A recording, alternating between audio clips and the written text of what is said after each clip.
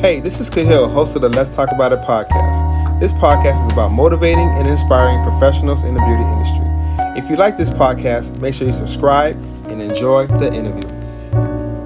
Hey, what's up, everybody, man? This is Kthebarber. I am here live at the Artisan Kings Barbershop with my boy Homer Mauga. Man, it is an honor to be here to see this young brother. Very successful, been in the game for a little short time, but it's very successful what he does and everything that he does in the barber industry, man. So this person, he has a lot to tell us, a lot of information to gain from him. And I'm excited for this interview, man, and to be here in Lemon Grove at the Artisan Kings, man. Homer, what's up, bro? It's been a minute, so I see you, man. Oh, it's good. Everything's good? Yes, sir.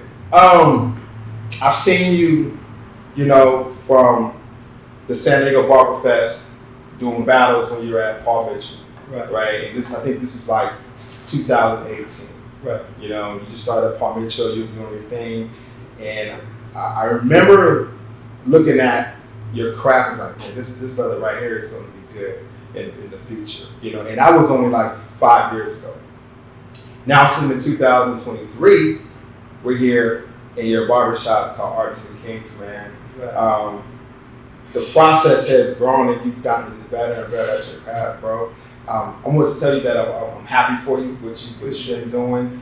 And it's a blessing to continue to see young barbers be successful and aim towards their goals. You know what I mean? Right. My thing for you is, we were just talking offline, is you've been in the game licensed for, how long? 3 years, you said? 3 years. About 3 years. Yeah. In 3 years, you opened up an establishment. Tell us a little bit about that, man. How did you do that? Like, what was the process of, in a short time, opening up a barbershop? Man, Artisan Kings. Artisan came from my twin brother. I had got with my twin brother, and it was just a thought. It was a thought of whether we should open up this shop or make it a tube shop or just a barber shop. And when I went into it, I told my brother, man, I was going to do it. And at the time, he wasn't prepared for it. So I was like, all right, well, be prepared, because when it happens, it's going to happen. Right. So when it came down to it, it was artisan came, and the word artisan came from a skillful trade. And I'm sorry, man, but it basically, for those who don't know what artisan is, it's like a bread maker, Okay, yeah. And basically a skillful worker. And what my brother does is all kinds of things. He's a baker, he's a cook, he does the merch and all that stuff.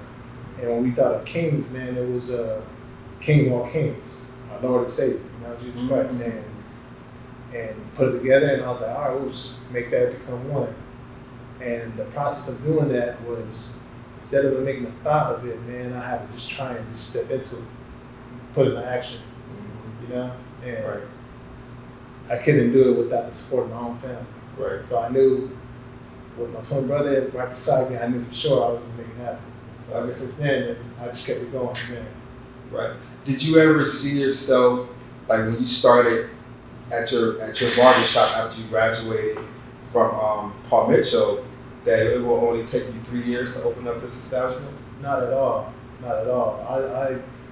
I started at Cutting Edge for a few months, and then I followed my boy Michi at Fresh and Faded, and we was with Derek for probably for about 2.5 years. So, and being at that shop opened my eyes, and made me realize, man, all the game and everything that was being talked about in there, from the barbers to the clients, and just soaking everything up, man, made me realize, man, what have I been at this whole time, Yeah. So just to be able to sit around Derek and just soak up so much information made me realize, man, I think this is possible. Right. So for me to try and be in that position, I told myself, in order for me to be in that position, I had to outwork the owner. Mm-hmm. And Derek's been in the game for 10 plus years, Yeah. And I love that dude, man. And my thing was to make sure that I could try and keep forward with Derek. Okay. You know, no competition, nothing. That was just for me. Yeah. So, and ever since then, being in my own shop, a year from now, man, it's a daily process, a daily growth. Yeah, so definitely. Just keeping it going. Just keeping it going. Yeah. Hey, shout out to Derek, Right. at Freshly Faded, man. Good brother out here in San Diego, man. He's doing a lot of good things. Hopefully he'll be on the Let's Talk About It podcast sooner than later. But Derek was your mentor, it seems Basically, like. Yeah. And as a barber, I think in any profession, as a business owner, we all need mentors, right? How did that mentoring help you out to become the business owner that you are today? I would say just being around somebody, surrounding yourself around someone who would just kind of be in your ear about little things. Yeah. And eventually, as time goes on, hanging out with somebody, it'll eventually start to adapt, which is daily mindset, you know? Because I'm sure we all have mentors growing up, you know, our parents, our older siblings, to our older uncles and grandparents, you know? And for me to be at the age where I'm at, I realized I was doing the same path, you know, playing football so long, and I never really knew where I wanted to end up at.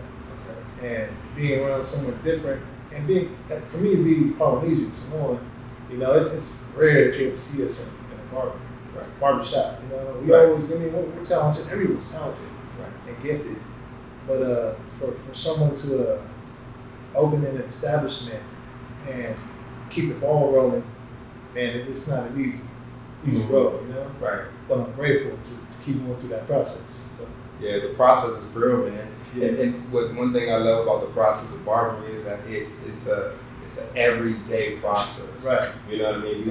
We learn something new every single day, man. We see something in the shop that we like, we see something that we don't like, and we continue to grow in that process as business owners, as barbers, as cosmetologists, you know. Barbering. When did you see yourself as a barber? Right? Because I know when I turned 14, I had the opportunity to start cutting my own hair, and I was like, you know, I like this a little bit, man. You know, cutting hair. So for yourself, when did you see yourself like, you know what, I can make this a little professional? Man, I'd say when I knew there was a time that football was going to end. The day that I heard myself playing football, I realized, like, man, this ain't, I don't know what else I want to do. So the next thing was in my mind, what can I do to try and make some dough at the same time, something that'll be easier on my body. You know, because playing sports, you know, we mess up our bodies, and man, by the time we reach 40 or 50, our bodies are already feeling old. Right. You know? So I figured why not transition into a more transitional job for us to actually enjoy, for myself to enjoy, and also create some personal relationship with everybody. You know? Nah, I feel you. Like, for me, football. So I play football as well. Okay. And just like the camaraderie of the fellas and the boys in football and the barbershop kind of coincide with each other, don't it? Doesn't it feel like you're still on a team as a barber, huh? Right. It's pretty dope, man. I just thinking about that right now. But like, you said you was a football player. How many years did you play? Since third grade. Okay, and you went all the way to college and all the way, played high school, junior college, and university, and then did tryouts, CFL, AFL, and so you a baller. So you can play. Right. and then played 2 years in Germany, and that was it. Oh, okay. Yeah, man. So playing football, how has that helped you as a business owner? Man, I would say keeping that same work ethic. You know, when we're playing the sport, man, our goal is to make sure that we can do the best that we can for a certain position, and to make sure that we can win weekly. You know, and the end goal is just to be in the championship, obviously. Right. So, and like you said, being in the sport, man, the whole camaraderie is something that I see being in a barbershop. Being able to just hang out with the fellas, but also be able to collab and make sure that like it's a team thing. You know? Right. So, and that's what I love about it. You know? Yeah, man. I want to trade my profession or career for the world, man. You know what I mean? Yeah. I think like this is my 20th anniversary, and I think like I appreciate that, man. And I think when I look back from like every single haircut that I've done in my 20th career, man, as I've grown as a barber, as a man, I want to change it for the world. You know, I really feel like you said, as barbers, man, we're the pillars of the community. Right. We give back. We do so much. You know, we're psychologists. We help people. You know, I say this thing. We help people get married. You know, we help people on that. You know, we do a lot of stuff for the community, man. So, like, I really love this career. You know. So for me, that's what barbering kind of means for me, man. I want to ask you the same question. What does a barber mean for you? A barber, I would say a barber means for me is building relationships. You know, I mean, cutting hair is awesome. You know, everyone can do it. I wouldn't say everyone can do it, but the majority of us, we can make it happen. You know, and being behind the chair, man, creates us to be able to create those relationships that people don't really have often. You know, most people, they come in and they just want a haircut and that's it. You know, But there's also people who come in and they actually enjoy the conversation. They enjoy receiving advice, giving advice. You know, and for us to be behind the chair, man, that's a beautiful position for us to have those opportunities to meet so many people in life. You know? So that's something I enjoy, being part. 20 years. You say how long you been together? Since 2019. Since 2019, y'all. Hey, I don't know about y'all, but I was telling him I'm really, really impressed with Homer right now because I remember my 3-year anniversary of barbering, and you know I could have opened up a shop, but it was something that I was afraid to do. Right. You know what I mean? And there was clients telling me like, "Hey, I'll open up a shop, I'll help you out." But it wasn't something I felt like I was ready for. Yeah. You know, and for you to step into this, man, is definitely honorable, admirable. You know, for like the younger generation, because it lets them know like I can do it as well. Right. You know what I mean? And for people that don't know about the Artisan Kings Barbershop, and I would holler at my man Homer. You know, pick out his brain and see what he got for you, because he said he's a younger generation and he can really like give you some really good advice. You know what I'm saying? Yeah. Man, for real. So what are some of the marketing and advertisement you do for your shop? The marketing stuff. So of course we do the business cards. Okay. Like still do business cards. The Google reviews still go miles away. Okay. The Yelp, social media, as far as Instagram and Facebook, you know. I think that's about it. And word of mouth. Okay. You know.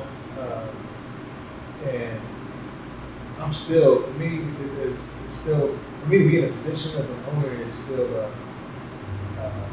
amazing to myself. Yeah, amazing, because I never picture myself trying to run a business.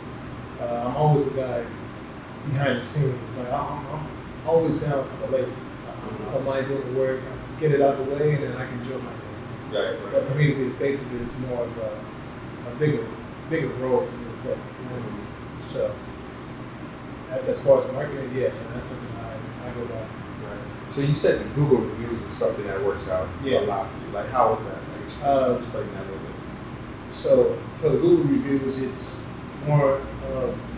I end up basically, for me and the guys that I work with, my barbers here, we kind of bounce ideas, brainstorm. You know, we have like meetings once a month just to tap in, see how we're doing, personal and business wise, you know, and see how we try and do better as a shop as a whole.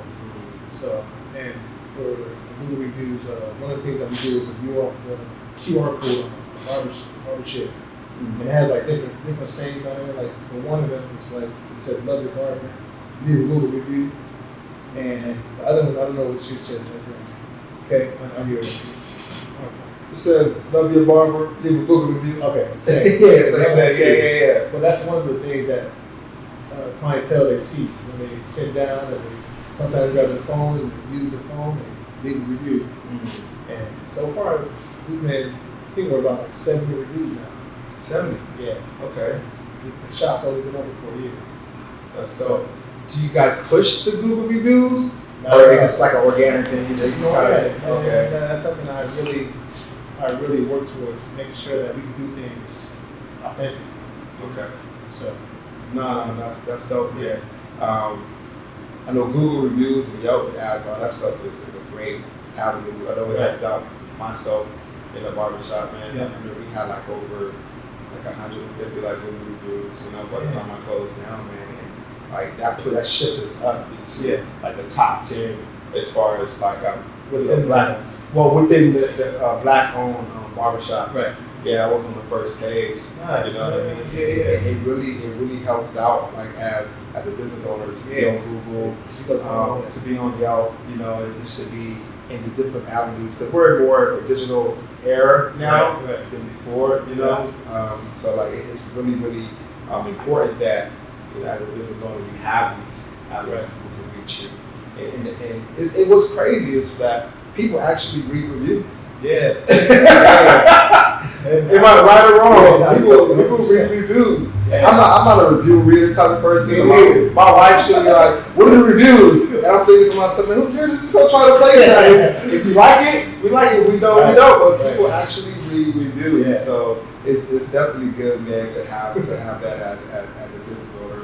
You know what I mean? You say you're Samoan, you're Polynesian, right?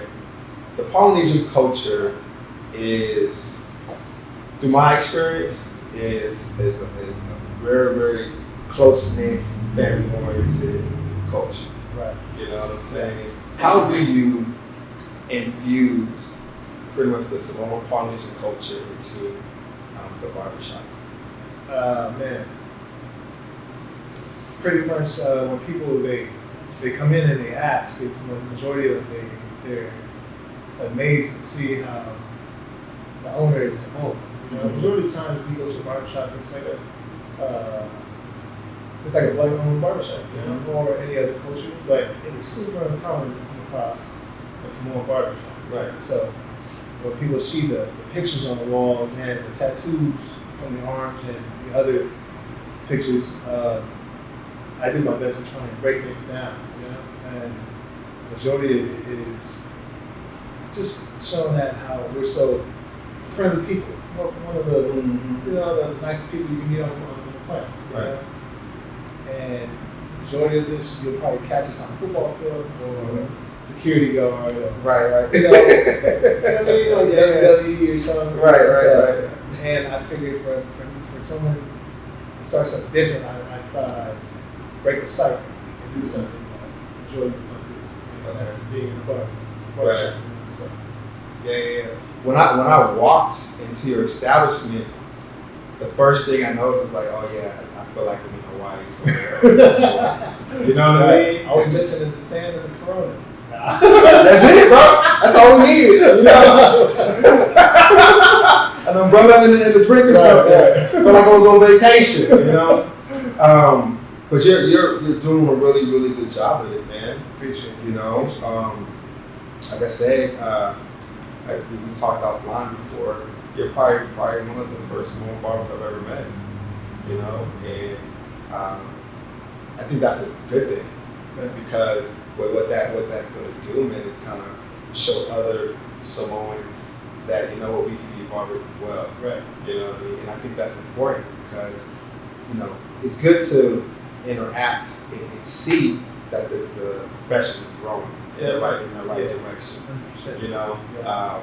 So man, you got some big shoes to fill, brother. Yeah, you know what I mean? I guess it's just leading by example. That's doing my best and just be a role model, not only for myself and the community, but also for my kids as a father.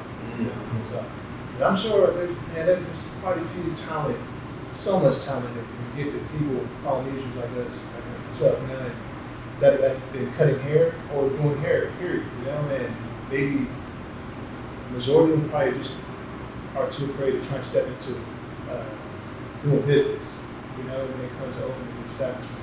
And I can understand, man, starting this is a little difficult. Right. You know, No, it's the research, yeah. You know, so to be able to do the research on how much I got to put down, how much I have to put into the shop. You know, like, all we think about when it comes to opening the shop is, all right, cool. You put the money down and break bread, it's open. Mm-hmm. But after is having to put the tile in, you're painting, you're building stuff. You know what I mean? Everything that comes with it is a whole different game plan. Mm-hmm. You know what I'm saying? So that's something I've learned, and it gave me a whole different perspective in the industry, or just being in business period, you know? Right. So elaborate on it a little bit, man. Like, how much time do you spend putting into your business, like on a daily or weekly basis? I'd say on a daily. Talking about on a daily. Like, even because you have your operations, right? Yeah. But even as an owner, sometimes you have to get in early before Right. you open up, and you stay open late. Yeah. You know, sometimes as well. So I just know that it comes more than just coming to your shop, cutting hair, spinning the chair around, and leaving. Right. You know what I mean? Yeah. There's more things, even outside these walls, that you have to do to make sure that your business is staying afloat. I think of it as just having a daily routine. Mm-hmm. You know, I don't look at it as this is my job. You know what I mean? And I'm like, majority of us, we have a job, and so we feel like, damn, maybe I need another job or something. You know? To be playing this role of an owner and running things. I'm usually in here by about 6 a.m., 5:30 sometimes, and I get my little snack going, and I'm chilling. I get my meditation going on, or I'm just reading my daily devotion, you know, and just get my worship music on. And by the time 7:30 hits, I'm starting my day, or 7, you know. But before that, I'm sweeping up, making sure the plants are watered, making sure everybody's station is cool, and we got snacks in the back for the barbers, you know, and bathroom is nicely swept up and mopped up, trash is all taken out, you know. And then by the time my day's in, or my day ends, I'm ready to go, you know, by 4 p.m. And then when everything's all done, I'll come back to the shop and I'll just check on things and make sure that everything's all put back accordingly, and the fridge is filled up for the clients, hot towel on, and it's off and ready for the other barbers to use. So I'm not only thinking of myself, I'm making sure that everybody else is well too, you know. That's good stuff. Yeah, you're on your way.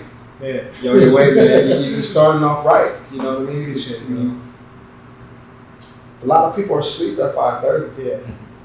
And I mean, I read some books and stuff, man. And it's the people that get up early. These are the ones that are able to get things done before everybody gets up. You know what I mean? And then that shows, like, they got billionaires that do these type of things. Yeah. You know, we're not saying like, hey, you know, you're gonna be a billionaire if you wake up 5 in the morning, 6 in the morning to get your job done. But what we're saying is that you will continue to be successful at what you do. You know, so that's great. I began to fall in love with starting my day at 4. I work at 4:30 and I'm done by 5:15. You work out in the gym? Yeah. Okay. CrossFit right here by Helix NXPT. Yeah. Yeah, and that, man, when I start that in my day, I'm like, cool. I got enough time to just be at peace, man. I just chill out. That's dope, man. Yeah. I got questions for you. What is the best advice somebody has given you? Man, the best advice, I'd have to say, fall in love with minding your business. You know, staying in the lane. That's something that I began to keep in mind for a long time, you know. And of course, we have our times where, you know, we'll talk about some things that we're not supposed to talk about, but at the same time, at the end of my day, man, I know for sure I'm going to be sleeping at peace. Because I know the next day I'm preparing for the next day. Right. So, Fall in love with minding your own business. yeah. Man, man, I'm a ponder on that, man, all week, fam. Man, you just spoke to me right now. Yeah. You did, because we're in the barbershop. And Right. and we don't mind our own business in the barbershop, man. That's the Yeah, last thing keep we do. going. we are in everybody's business. We're always talking trash. But, dang, bro, that's dope. Yeah. I hope y'all learned something today, man. For real. Mind your own business, man. You heard from Homer himself. Man, we're gonna get out of here. But before I do, I want to say thank you. Man, I appreciate you. We appreciate you taking your time out, man. I know you hardworking man, got a family and everything, and you know we called you answered the call. So I know, man, I can tell you're a God-fearing man, and we just know that blessings are going to continue to come over your family and prosper us, and you're just going to be around for a very long time. So we appreciate you. Let's talk about the podcast. And where can people reach you? You know what I mean? On Instagram, you know, stuff like that. What are your handles? So, for people to reach me, I have you can reach on Google. There's my numbers on there. It's the shop number. So it's 619-745-3526. Or you can go on social media on Uso_fresh, or a shop page, which is Artisan_Barbershop. And you can feel free to book an appointment or just hit me up sometimes. So I appreciate you guys. We appreciate you too, man. I do a fun facts portion in this interview. So I usually ask for 2 questions that people might not know about you. Cool. I probably don't know about you as well, but you ready? Thanks, sir. All right, let's do it. All right. What's your favorite ice cream? Ice cream. Do you even like ice cream? Yeah. All right. So. Rocky Road. Rocky Road? Yeah. Okay, Rocky Road. Why Rocky Road? I think I just like chocolate. You got the marshmallows with it, right? Right, everything. And then, who was your hero growing up? My hero, man. Is it going to say quite a few? Yeah. My heroes were my older brothers. My older brothers and my parents. And I'm the youngest. I'm a twin, the youngest out of 6 brothers. Oh, wow. Yeah. Wow, so So I had a lot to look up to. Yeah. You know? And my goal was to make sure that I could try and top them on everything that they did and do better than them. Okay. You know? Are you been successful with that? Man, since football, Okay. since my university, yeah. Yeah. Okay. And not only just to make it seem like I'm doing better than them, but make it seem that I can be a role model for my older brothers as well. Mhm. You know? Yeah. So it doesn't matter what level that we are, as long as we have somewhere to reach, we can be able to also bring the rest of the family along as well if they need that. You know? Yeah. So Definitely, man. Dude, I appreciate you, man. that's it. I Once appreciate again. you, bro. You know, hey guys, that's it for the interview. This is Kay from the Let's Talk About It podcast. You can definitely reach us at the Let's Talk About It podcast on Instagram, and also, man, make sure you subscribe and you like us on our YouTube channel. Let's Talk About It podcast, beauty industry. You can follow me, Kthebarber, at Instagram at Kthebarber, and man, just continue to just tune in to what we got going on, man. Interviewing well-known people in the industry like Homer and myself, and continue to just do networking and make sure that we are putting out good content for you guys. So make sure you subscribe, that like button, and man, we appreciate you again, man. Tune in for the next interview. I'm out.